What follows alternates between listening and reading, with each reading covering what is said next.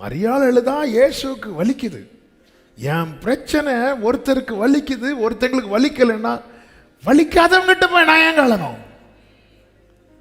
எனக்கு இந்த பூமியில யாரும் இல்லை, வேண்டாம். இருந்து என்னத்துக்கு? இருந்து கொரோனா வந்தா வீட்டுக்கு வெளியே பார்சல் வச்சுட்டு போவாங்க.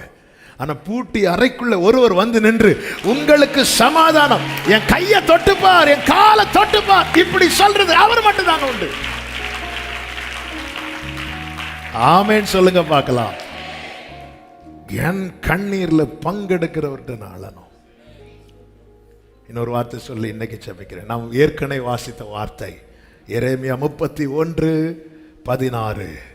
நீ அழாதபடி உன் சத்தத்தை அடக்கிக் கொண்டு, நீ கண்ணீர் விடாதபடி உன் கண்களை காத்துக்கொள். உன் கிரியைக்கு யார்கிட்ட அழுதா பலன் உண்டோ, என் கண்ணீருக்கு பலன் கொடுக்கிறவரிடத்துல நான் அழணும். ஆமே. என் இருதயத்துக்கு தூரமா இருக்கிறவர்களிடத்தில் அழுவதனால அவங்க சொல்றாங்க நீ சிரிக்கிறேம்பாங்க.